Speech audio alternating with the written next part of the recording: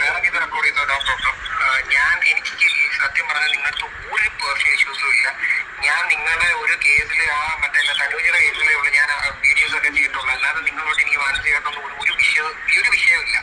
എനിക്ക് സത്യം പറഞ്ഞാൽ നിങ്ങളുടെ കേസിൽ എനിക്ക് കൊട്ടേഷൻ കിട്ടിയതാണ്. എനിക്ക് തന്ന കൊട്ടേഷൻ ജാസ്മിനായിരുന്നു. ജാസ്മിന് കാതൃപ്തി ഉണ്ടായിരുന്നു, കാതൃകരിപ്പിടിയായിരുന്നു.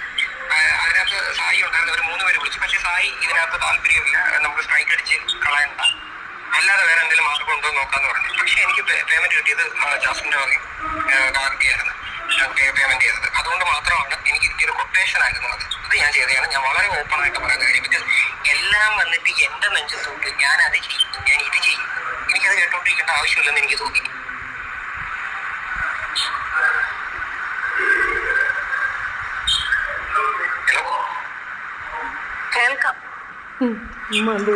അതുകൊണ്ട് ഞാൻ പറയുന്നത്, അല്ലാതെ എനിക്ക് നിങ്ങളുടെ അടുത്ത് പേഴ്സണൽ ഇഷ്യൂസോ കാര്യങ്ങളോ ഒന്നുമില്ല.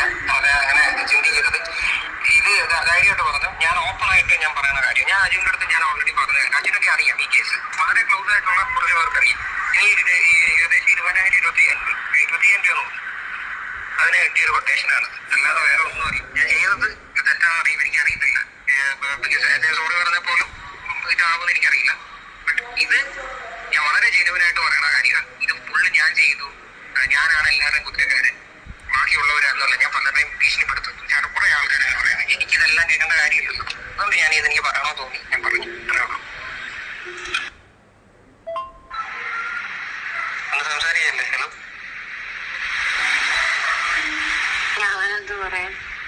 ഞാൻ ഈ കേസ് അന്ന് ജയദേവേട്ടൻ്റെ ഇത് ഞാൻ എന്തിനാ കേൾപ്പിച്ചെന്നറിയാം. ഇനിയിപ്പോൾ ആ വാഴച്ചുണ്ടൻ പറയും, തൊപ്പിക്കാരിരുന്നോണ്ട് പറയും ഞാൻ തെറി വിളിച്ചെന്ന്. ഞാനൊന്നും പറഞ്ഞിട്ടില്ല കേട്ടാ. നിച്ച് തെറിയൊന്നും വന്നില്ല, എനിക്ക് ചിരിയാണ് വന്നത്. എനിക്ക് തോന്നുന്നു ജയദേവേട്ടൻ അറിയാറുണ്ടെന്ന് തോന്നുന്നു. ഞാനത് പറഞ്ഞിട്ടുണ്ടായിരുന്നു എന്നാണ് തോന്നുന്നത്.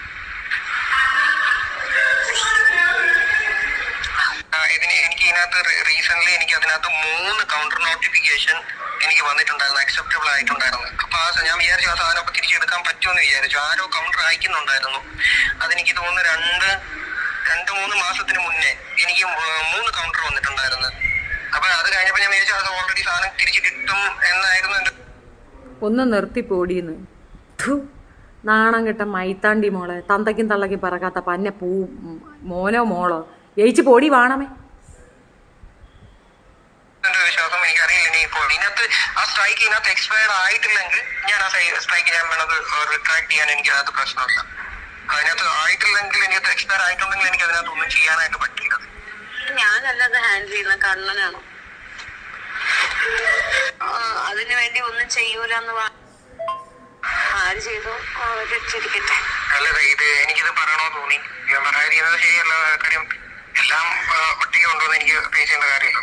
അപ്പം നിങ്ങൾ ഇമോഷൻസും എനിക്കത് മനസ്സിലാക്കാൻ പറ്റും. അതുകൊണ്ട് ഞാൻ അത് പറഞ്ഞതേ ഉള്ളൂ. എല്ലാം വന്ന് നമ്മൾ ചെയ്യിപ്പിക്കുന്നു, നമ്മൾ വന്നിരുന്ന് അടിക്കുന്നു, നമ്മൾ വന്നിരുന്ന് റെക്കോർഡ് ചെയ്യുന്നു. ഇതാ എനിക്ക് പണിയുള്ള സാധനങ്ങൾ മാത്രമാണ് ഞാൻ റെക്കോർഡ് ചെയ്ത് വെച്ചിരിക്കുന്നത്. അല്ലാതെ എനിക്ക് 4 hour എനിക്ക് റെക്കോർഡിങ് അല്ല എനിക്ക് പരിപാടി. നമുക്ക് പണി കിട്ടുമെന്ന് തോന്നുന്ന സാധനങ്ങളെല്ലാം റെക്കോർഡ് ചെയ്തിട്ട് കാര്യമുള്ളത്.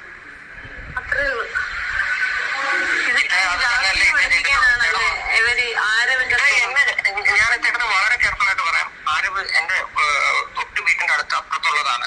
ഈ പറയുന്ന റോബിന്റെ അച്ഛനും എന്റെ അച്ഛനും തമ്മിൽ 45 വർഷത്തെ പരിചയമാണ്. ഞാനത് എവിടെ എങ്ങും പറഞ്ഞിട്ടില്ല. എനിക്ക് ആ ഒരു രീതിയിൽ ഞാൻ പരിചയപ്പെടാനും പോയിട്ടില്ല. എന്റെ പപ്പയുടെ ഒരു കോൺടാക്ട് വെച്ചിട്ട് ഞാൻ എന്റെ ഒരു ഫ്രണ്ട് വഴിയാണ് റോബിനെ പരിചയപ്പെടുത്തുന്നത്. ഞാൻ എന്നൽ ത്രൂ ആണ് ആരവ് ഈ പറയുന്ന റോബിനെ പരിചയപ്പെടുത്തുന്നത്. പരിചയപ്പെട്ട് എല്ലാം കഴിഞ്ഞ് അടിപൊളിയായിട്ട് ഞങ്ങളൊരു 4 പേര് പോയിക്കൊണ്ടിരിക്കുന്ന സമയത്ത് ആരവ് അതിനകത്ത് റോബിനുമായിട്ട് ഭയങ്കര ക്ലോസ് ആയി. കാര്യങ്ങൾക്കെല്ലാം പോകുന്നു. നമ്മൾ 3 പേര് മാറി നിൽക്കുന്നു.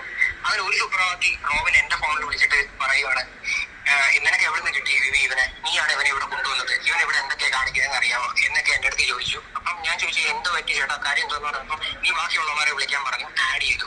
ഇവൻ ഇങ്ങനെ വന്നു, ഇങ്ങനെയൊക്കെ കാണിച്ചു, ഇവന്റെ പേരിൽ പല അലിഗേഷൻസ് ഉണ്ട്, എന്റെ കൂടെ നടന്നിട്ട് എനിക്കിട്ട് പണിയുന്നു, എല്ലാം റോബിൻ തന്നെയാണ് നമ്മുടെ വ്യക്തമായിട്ട് പറഞ്ഞു തന്നിട്ടുള്ളത്. എന്റെ കയ്യിൽ വ്യക്തമായിട്ടൊരു പ്രൂഫ് ഉണ്ട്. ഞാൻ എന്നിട്ട് അത് ഞങ്ങൾ ഈ കുറെ നാൾക്ക് ശേഷം ചെയ്തത് എന്നിട്ട് റോബിൻ എന്റെ അടുത്ത് പേഴ്സണൽ പറഞ്ഞു, നീ ഉൾപ്പെടെ വന്ന് വീട് ചെയ്യണം. അപ്പൊ ഞാൻ പറഞ്ഞത് അവന്റെ അമ്മ എന്റെ വീട്ടിന് മുന്നിൽ കൂടെ പോകുന്നത്, ഞാൻ ചെയ്യത്തില്ല, ഞാൻ ഒരിക്കലും ഞാൻ ചെയ്യത്തില്ല, എന്നെ കൊണ്ട് ചെയ്യാൻ പറ്റില്ല എന്ന് വരെ ഞാൻ വ്യക്തമായിട്ട് പറഞ്ഞിട്ടുണ്ട്. പറയുന്ന ആരവിനെ കുറെ നാൾക്ക് ശേഷം തെറ്റുപറ്റിയെന്ന് തോന്നിയിട്ടുള്ളത് ആരവിനെ വ്യക്തമായിട്ട് വന്ന് ഞങ്ങൾ വെളുപ്പിച്ചിട്ടുമുണ്ട്. കാര്യം ഈ പ്ലാൻ പക്കായിട്ട് പ്ലാൻ ചെയ്തിട്ട് ആരവിനെ പറഞ്ഞ സാധനമാണെന്ന് ഞാൻ തെളിയിച്ചിട്ടുമുണ്ട് ഫുള്ള്. ഇപ്പം വന്നിരുന്ന് ഇങ്ങനെ വന്നിരുന്ന് പറയുന്നത് എന്താണെന്ന് എനിക്ക് ഒരു ഐഡിയ ഇല്ല. ഇപ്പൊ എല്ലാം കൂടെ കൂടിയിട്ട് ഇപ്പം ജാസ്മിനെതിരെ ഇപ്പൊ ഞാൻ വന്ന് പറഞ്ഞിരിക്കുന്നത് എല്ലാം വളരെ ജെന്യുവൻ ആയിട്ടും എനിക്ക് അറിയാവുന്ന കാര്യങ്ങൾ മാത്രമാണ് ഞാൻ വന്ന് പറഞ്ഞിരിക്കുന്നത്. ഞാൻ ഒരു കാര്യം ഉണ്ടാക്കി പറഞ്ഞിട്ടില്ല. പെട്രാബൂസിന്റെ പേരെനിക്ക് അറിയത്തില്ല. കുട്ടിയുടെ പേരെന്തോ അജ്മൽ. ഈ ആരും വന്നിരിക്കുന്നത് ഇപ്പം ജാസ്മിനെ വെളുപ്പിക്കാനാണോ? എനിക്കൊരു ഐഡിയ ഇല്ല. ഇവരെല്ലാം ഒറ്റ കിട്ടാനോ എനിക്ക് ഫീൽ ചെയ്തു. ഈ ജാസ്മിനോട് യാതൊരു കോണ്ടാക്റ്റും ഇല്ല, ഒരു ബന്ധവുമില്ല ആരും. പിന്നെ എന്തിനാണ് ജാസ്മിന്റെ ഇഷ്യൂ ഇതിനകത്ത് വലിച്ചിടുന്നതെന്നും ശിവനും പൂജയും വന്ന് എന്നെ ഗാന്ധി എന്തിനാന്ന് പറയാം. അതൊക്കെ എന്തിനാ ഇതിനകത്ത് പറയണ കാര്യം? അവര് ഇതുമായിട്ടൊക്കെ എന്താ ബന്ധം? എന്നോട് പേഴ്സണൽ പ്രശ്നം ഉണ്ടെങ്കിൽ എന്നെ പറഞ്ഞോ, എനിക്ക് അതിനകത്ത് പ്രശ്നമില്ല. ജംഷീർ വന്നിട്ട് അവനാണ് പൈസ തന്നെന്ന് പറഞ്ഞത് ആര് പറയിച്ചതാ ജംഷീറിനെ കൊണ്ട്? അതെനിക്കറിയില്ല. അത് അങ്ങനെ ന്യൂസ് വരാനായിട്ടായിരിക്കും അങ്ങനെ പറഞ്ഞത്. പക്ഷെ ഞാൻ ലിറ്ററലി പറയാം, എനിക്ക് അല്ല അത് പിന്നെ ബിബിയുടെ ചാനലിൽ കൂടെയല്ലേ പറഞ്ഞത്? ആ സമയത്ത് ആരും പുറത്തറിയണ്ടെന്ന് വെച്ച് ഈ ഒരു രണ്ടുപേരുടെ പേര് അത്രേ ഉള്ളൂ. കാര്യം ആ ഒരാളുടെ മാത്രം പേര് അറിഞ്ഞാൽ മതി എന്ന് പറഞ്ഞു. അപ്പം എന്റെ അടുത്ത് സത്യം പറഞ്ഞ എന്നെ ഇവിടെ 3 പേരോടാണ് അവരെന്നെ വിളിക്കുന്നത്. എന്നെ വിളിച്ചിട്ട് ഇതിനെ പറ്റിയിട്ട് പറയണത്, ഇതിനെ പറ്റി സംസാരിക്കുന്നത് ഇതല്ല. എനിക്ക് കൊട്ടേഷൻ തരുന്നത്. കാരണം അതൊക്കെയായിട്ട് ഓൾറെഡി ഇതുണ്ട്, ബന്ധമുണ്ട്. പിന്നെ മറ്റേതായിട്ട് വല്ലപ്പോഴും ഒക്കെ വിളിക്കാൻ ജാസ്മിനോട്ട് ഞാൻ ആദ്യമായിട്ടാണ് പരിചയപ്പെടുന്നത്. എന്റെ അടുത്ത് വിളിച്ച് കാര്യം പറഞ്ഞു, എത്രയേ ഉള്ളൂ.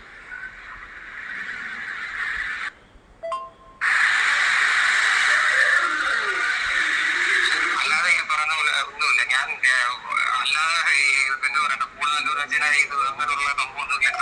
നീ അറിയാൻ കാര്യം വളരെ ജനുവനായിട്ട് പറഞ്ഞു. ഞാൻ ഇന്ന് ഒരു മോശപ്പെട്ട ഒരു വാക്ക് പോലും എന്റെ വീഡിയോയിൽ ഞാൻ നിങ്ങളെ പറ്റി പറഞ്ഞിട്ടില്ല. എടുത്ത് നോക്കിയാൽ മതി. ഞാൻ ഒന്നും വളരെ മോശമായിട്ട് സംസാരിച്ചിട്ടില്ല. ഞാൻ വീഡിയോയിൽ വന്ന് പോന്നു. പിന്നെ ആ ഒരു സമയത്ത് അങ്ങോട്ടും ഇങ്ങോട്ടും പ്രശ്നങ്ങളായി. അവിടെ ഒരു പ്രശ്നം ഉണ്ടടാ വിവി. ഇജ്ജെന്നെ തെറുത്തന്ന് വിളിച്ചേനു, അത് നല്ല വേടാണെന്നാണ് എന്റെ വിചാരം. ഞാൻ തെറുത്തന്ന് വിളിക്കണ നല്ല വേടെന്നാണ് എന്റെ വിചാരം. അവിടെ ചീത്തോളിയായി. ചാലിച്ചേട്ടന്റെ ഇൻവോൾവ്മെന്റ് ഉണ്ട്. പിന്നെ ചാലിച്ചേട്ടന്റെ കേസ് എന്റെ കയ്യിലാണ് അതിനകത്തിരിക്കുന്നത്. വേറെ ചാലിച്ചേട്ടൻ ഒന്നുമില്ല. ചാലിച്ചേട്ടന് ഒരുപാട് ആൾക്കാർ ഈ റോബിന്റെ കേസിൽ വന്നിട്ടും ചീത്ത വിളിക്കുമ്പോൾ പുള്ളിക്കാരനായിട്ട് ഇതെന്ന് ആലോചിച്ചു നിരന്തരം ഇരുന്ന് അപരാധം പറയുക. നമ്മൾ അങ്ങോട്ട് പോലും പോകാത്ത സ്ഥിതിക്ക് അന്നേരം ഇവരുടെ എല്ലാത്തിന്റെ ചാനലിൽ പിടിച്ചടിച്ചു കളയാൻ പറഞ്ഞു. അങ്ങനെ അടിച്ചു കളഞ്ഞതാ. അല്ലാതെ എന്റെ നെഞ്ചത്തോട്ട് വേറെ അല്ലാത്തവരുടെ ചാനലിൽ അടിച്ചു കളയുന്നത് ഇപ്പഴ മാത്രമേ ഉള്ളൂ. വേറെ ആരുടെ ചാനൽ അങ്ങനെ ഒരു കാര്യമില്ലാതെ അടിച്ചു കളഞ്ഞിട്ടില്ല. അത് വ്യക്തമായിട്ട് എനിക്ക് കൊട്ടേഷൻ കിട്ടി. എനിക്ക് പേഴ്സണൽ ബെനിഫിറ്റ് ഉണ്ടായതിന്റെ വെയിറ്റ് ചെയ്തത് മാത്രമാണ്. ആ ശുഭം, അത്രയേ ഉള്ളൂ. കുറേ പിടിച്ച് ഞാൻ കുറച്ചങ്ങ് കളഞ്ഞു പാട്ട്. അപ്പം ഈ ഒരു ഇൻഫർമേഷൻ ഞാൻ നിങ്ങൾക്ക് കൊണ്ടുവന്ന് തന്നു എന്ന് മാത്രമേ ഉള്ളൂ. എനിക്ക് ഇതിനകത്തൊന്നും പറയാനില്ല. അപ്പം ഖാദർ കാക്കയണ്ണനും ജാസ്മിൻ മൂസയാണ് ആള്. ജാസ്മിൻ മൂസ വേറെയാണ്. മോളെ ജാസ്മിൻ ജാഫറെ ഒന്നും പറയാനില്ലടി കൊഞ്ഞോളെ. എന്തിരിയോളെ എന്തിരി എടി വിച്ചേ, എന്നെ വെളിയിലിറങ്ങിയാൽ എന്നെ ആളുകൾ അടിക്കും, നിങ്ങൾ ശപിക്കും, നിങ്ങൾ സൂപ്പറാ, നീ സൂപ്പറാടി. ഇപ്പം നീ ഈ ജാസ്മിൻ ഫോളോവേഴ്സ് ഉണ്ടല്ലോ, ജാസ്മിൻ സപ്പോർട്ടേഴ്സ്, അവരറിയാൻ വേണ്ടിയിട്ടാണേ. ആരാ ഉമ്മുമ്മ എന്ന് മനസ്സിലായ? 23 വയസ്സുള്ള ഉമ്മുമ്മ. 23 വയസ്സുള്ള ഉമ്മുമ്മ ചെയ്ത ചെയ്ത്താണ് നിങ്ങൾ ഈ കേട്ടത്. ഇവളും മറ്റവനും അവനും എല്ലാം കൂടെ ചേർന്ന് ഗൂഢാലോചന. എന്തിനാന്നറിയോ? ചെബീനായ തീർക്കാൻ. ആദ്യം അവർ സോഷ്യൽ മീഡിയയിൽ നിന്ന് മറ്റും, പിന്നെ അല്ലാണ്ട് തീർക്കും. പിന്നെ വാഴത്തോട്ടമേ, നീ എൻ്റെ കൊച്ചിനെ ടാർഗറ്റ് ചെയ്യില്ലടാ. ഞാനത് SP അയച്ചു കൊടുത്തിട്ടുണ്ട്. ബാക്കി SP ഡീൽ ചെയ്യും. വിളിക്കുവേ അന്നെ കുണ്ടംമൊഴി ഞാൻ SP ഡേയിൽ നിന്ന് വാങ്ങിച്ചു തരാം. നിനക്ക് സ്വൽപ്പവും ചില നീ ആരുടെ ഗൂഢാലോചന സംഘത്തലവനാടാ നീ. അവനൊരു ഗുണ്ടായിസ തലവൻ വന്നേക്കുന്ന വാഴത്തോട്ടം, വാഴക്കൂട്ടം. വിവിയെ കുടിച്ച വെള്ളത്തിലും വിശ്വസിക്കരുത്. ഷാജി എന്തുവാ? അവൻ വിളിച്ചൊരു കാര്യം പറഞ്ഞു, അവനെ വിശ്വസിച്ചുകൊണ്ടാണ് ഞാൻ വിളിച്ചു പറഞ്ഞത്. അവൻ വിളിച്ച് അവൻ്റെ വായി കൊണ്ട് അവൻ ആ കാര്യം പറഞ്ഞ് ഞാൻ നിങ്ങളിലേക്ക് കൊണ്ടുവന്ന് എത്തിച്ചു തന്നിട്ട്. ഇതിൻ്റെ ഇടയ്ക്ക് അവൻ ജംഷീറിനെ കൊണ്ടുവന്നിരുത്തിട്ട് പറഞ്ഞ അവനാണ് പൈസ വന്നത്. ഞാൻ അപ്പോഴെന്താ പറഞ്ഞാണ് ഇത് വാഴയും വാഴ ടീമും ആണെന്ന്. ഞാൻ അന്നേ പറയുന്നത് കാക്കപ്പൊടി കാശ് കൊടുത്ത് പറയുകയാണെന്ന് പറഞ്ഞതല്ലേ. എന്തായി? വിശ്വസിക്കരുത് ഒരുത്തനെ. നോ. സായി അണ്ണൻ നൈസായി ഇതിന് ഇടയിൽ വെളുപ്പിക്കാനിട്ട വീഡിയോ കണ്ടോ? അതാണ് ഞാൻ പറഞ്ഞത്. ഞങ്ങളുടെ ഗ്രൂപ്പിൽ അവൻ്റെ മറ്റേ ആളുണ്ട്, ആര്, സ്പൈ, സായിയുടെ സ്പൈ ഉണ്ട്, കാദറിന്റെ സ്പൈ ഉണ്ട്. ഈ കണ്ട എല്ലാ സുഡാപ്പികളുടെയും പിടിച്ച ഇത്താണ്ടി മക്കൾ നമ്മുടെ ഗ്രൂപ്പിൽ ഇരിപ്പുണ്ട്. വായി കയറിയ തന്തയില്ലാത്ത മക്കളോട് നമ്മൾ എന്ത് പറയാനാണ്? നീയൊക്കെ എന്തോന്ന് കൊണ്ടുപോകാൻ? ഞാൻ വേണമെന്നേ എൻ്റെ വീഡിയോ ഇട്ട് കൊടുക്കും, കണ്ടിരിക്കട്ടെ മൈരാണ്ടിയാണ്. ഈ വിവി യൂട്യൂബേഴ്സിന്റെ ആസ്ഥാന സ്ട്രൈക്ക് കൊട്ടേഷൻ വർക്ക് ലീഡറാണ്. ഇനി അവനെ ഇല്ലാതാക്കാൻ എല്ലാവരും എന്തായിരിക്കും ചെയ്യുക? ഒറ്റ